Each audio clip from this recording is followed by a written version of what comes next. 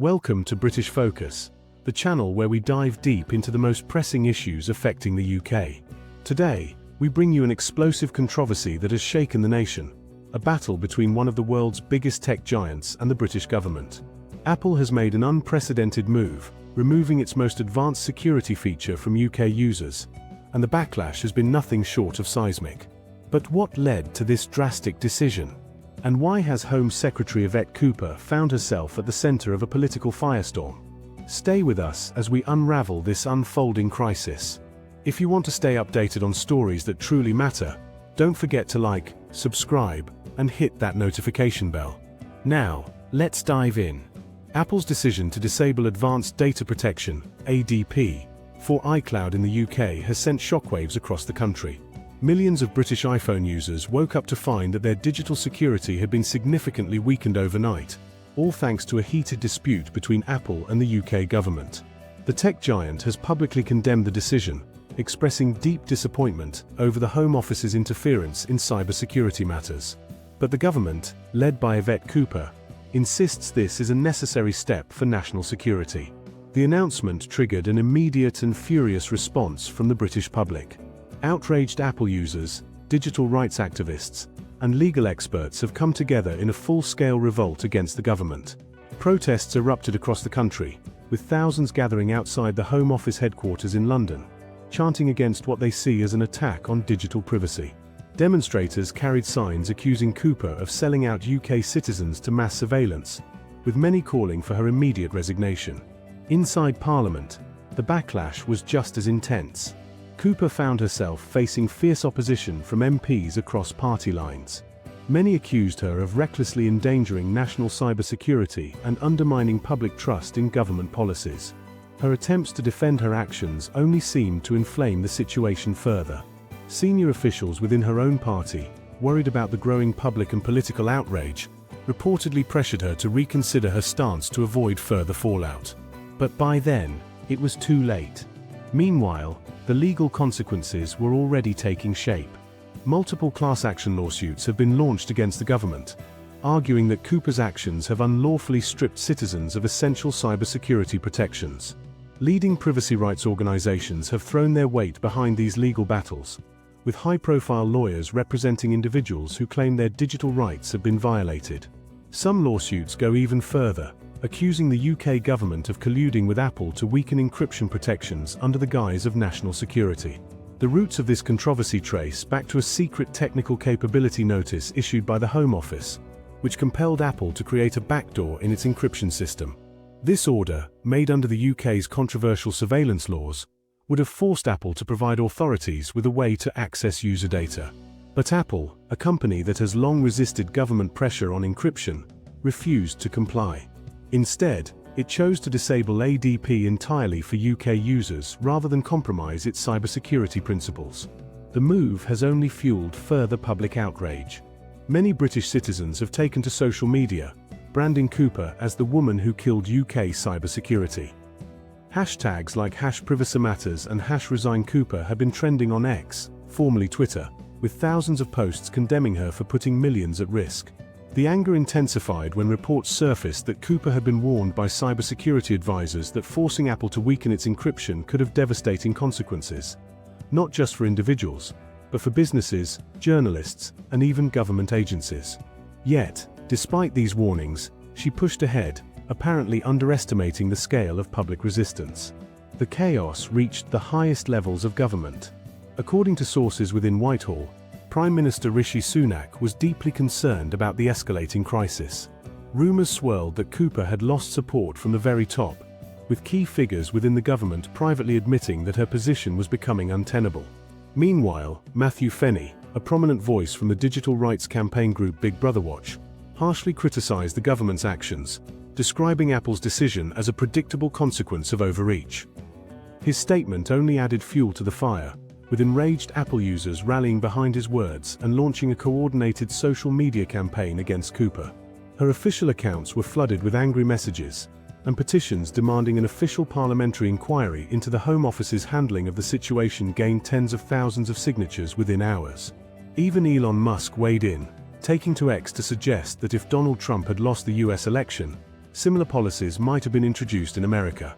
His remarks sparked an even greater storm, with British citizens accusing their government of turning the UK into a surveillance state while other countries continued to uphold privacy rights. The situation only worsened when Apple officially disabled ADP for UK users at 3 p.m. on Friday. Those who tried to activate the feature were met with a stark notification informing them that advanced security protections were no longer available in the UK. Existing users were given a limited window to disable the feature before their iCloud backups were downgraded to weaker security levels. Many have called this digital theft, arguing that they purchased Apple devices with the expectation of robust security features, only to have them stripped away due to government interference. Legal experts believe this could trigger an entirely new wave of lawsuits. Some users are already preparing cases against both Apple and the UK government, claiming that their consumer rights have been violated. Others fear that the UK's decision to weaken encryption could set a dangerous precedent that might be followed by other countries in the future. The UK government had secretly mandated that Apple develop a method to bypass its encryption, something the company has always refused to do. Although Apple was legally restricted from acknowledging the order, it had previously made clear that it would rather withdraw security features than compromise encryption integrity. Friday marked the first time Apple acted on this warning, setting a precedent that many believe could have global implications. As mass protests continue and lawsuits mount, the pressure on Cooper is reaching breaking point. The question now is, can she survive this political storm? Will Apple reconsider its decision? Or is the UK permanently locked out of its own digital security? One thing is certain, this battle between privacy and government control is far from over. What do you think? Is the UK government overstepping its boundaries? Or is Apple playing a dangerous game with national security? Let us know in the comments below. And don't forget, if you want to stay informed on this and other major issues affecting the UK, make sure to like, subscribe, and hit that notification bell so you never miss an update. At exactly 3 p.m. on Friday, millions of British Apple users received a stark and unwelcome notification. Advanced Data Protection, ADP, for iCloud was no longer available in the UK. For those who had already enabled the feature, the countdown had begun. A short window of opportunity remained to disable it before their secure, encrypted backups were forcibly downgraded to a weaker security level. Let's call this what it really is, a digital heist, sanctioned by the government. People bought their Apple devices under the impression that they were getting top-tier security, only to have it stripped away not by hackers, not by cybercriminals, but by their own government. The very institution that is supposed to protect its citizens has instead taken active steps to weaken their digital safety. And for what? A vague, unconvincing promise that this is all in the name of national security. It is an outrageous violation of consumer rights. Many have already taken legal action against both Apple and the UK government, arguing that they have been deceived, robbed of a feature that was a fundamental part of their purchase. Imagine buying a state-of-the-art security system for your home, only to have the government come in, disable the locks, and tell you it's for your own safety. Would you accept that? This entire debacle stems from the Home Office's secret order to Apple, demanding that it build a backdoor into its encryption system. Apple, to its credit, has always resisted such demands, warning time and time again that it would rather remove security features altogether than compromise its users' privacy. Well, here we are. The UK government called Apple's bluff, and Apple followed through. The result? UK citizens now have weaker security than users in other countries, all thanks to a government more interested in mass surveillance than in protecting its people. But here's the thing, disabling ADP in the UK doesn't actually free Apple from government interference. If anything, it makes it easier for the government to demand user data without even needing a backdoor. Without ADP, Apple holds the encryption keys to iCloud backups. That means that when the government comes knocking with a request for data, Apple can be legally compelled to hand it over. So in reality, what's happened here isn't just a loss of security. It's an open invitation for the state to snoop on your private information. The backlash was immediate and relentless.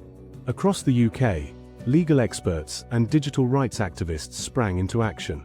Mass protests erupted in front of the Home Office, with demonstrators branding Cooper a traitor to digital privacy. Online, furious users bombarded her official accounts, demanding answers. The hashtag #ResignCooper surged on social media, and within hours, Thousands had signed petitions calling for a full parliamentary inquiry into her actions. Even within her own party, support began to crumble. Prime Minister Rishi Sunak reportedly distanced himself from the crisis, with sources inside Whitehall suggesting that Cooper had severely miscalculated the public's reaction. The more she tried to justify her decision, the more it became apparent that she was fighting a losing battle. Then came the final blow. Reports surfaced revealing that Cooper had been explicitly warned by cybersecurity experts that forcing Apple to weaken its encryption would backfire spectacularly. Not only would it put individual users at risk, but it would also jeopardize businesses, journalists, and even government agencies. Think about that for a second.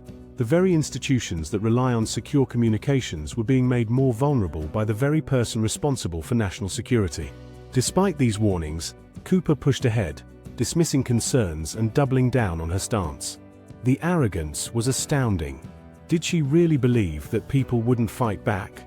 That the British public would just sit back and accept a future of government-mandated security weaknesses? The damage wasn't just political, it was legal, financial, and reputational. Multiple lawsuits have now been filed, targeting both the government and Apple itself. The argument is simple. The government had no right to compromise the security of its own citizens, and Apple had a responsibility to protect the integrity of its services. Apple, for its part, has expressed deep disappointment over the situation. A spokesperson reaffirmed the company's stance. Apple will never create a backdoor. And let's be clear, Apple didn't want this outcome. But given the impossible choice between complying with an authoritarian demand or removing ADP altogether, the company took the only route that aligned with its principles. Yet, while Apple has taken a stand, UK citizens are the ones paying the price. Unlike users in the US, Europe, and other parts of the world, Britons now live in a country where their government has actively stripped away their right to encryption. And if the UK can do this, what's stopping other countries from following suit? That's the dangerous precedent we're dealing with here. Today, it's Apple and iCloud. Tomorrow, it could be WhatsApp, Signal, or any other encrypted service. If the UK government gets away with this power grab, it will only embolden lawmakers to demand even more invasive measures. And let's not forget the bigger picture. This isn't just about one feature on one platform. This is about the fundamental battle between privacy and government overreach. Officials claim they need access to encrypted data to catch criminals. But in reality, breaking encryption weakens security for everyone. It creates vulnerabilities that can be exploited not just by the government, but by hackers, foreign adversaries, and cybercriminals. The irony is glaring. The very measure introduced in the name of security has made the UK less secure. Faced with mounting pressure and the prospect of a full-scale rebellion within her own party, Cooper's position became untenable. By Monday morning, she officially announced her resignation, claiming she had always acted in the interest of national security but admitting that public opposition made it impossible for her to continue. Her critics wasted no time celebrating her downfall. Privacy advocates called it a victory, a clear message that politicians who try to undermine encryption will face the full force of public backlash. The digital rights community hailed it as a warning to future officials. Tamper with encryption, and you will pay the price. But is this really a victory? Yes, Cooper is gone, but the damage is already done. ADP is still disabled in the UK. Citizens still lack the protection they once had. And the government has sent a chilling message. It will stop at nothing to erode digital privacy in the name of control. So what happens next? Apple has stated that it remains committed to encryption and hopes a resolution can be reached. But let's be real. Does anyone actually believe the UK government will back down? If anything, this fiasco has only emboldened the surveillance state. Meanwhile, UK citizens are refusing to give up the fight. Online forums are mobilizing, crowdfunding efforts are underway to finance legal battles, and privacy activists are preparing for the next stage of resistance. The battle for encryption is far from over. So now the question is, where do you stand? Do you trust the government's narrative? Or do you believe this was a dangerous attack on privacy? Should Apple have fought harder? Or did it take the only course of action possible? One thing is certain, this is just the beginning. The fight for digital privacy isn't over.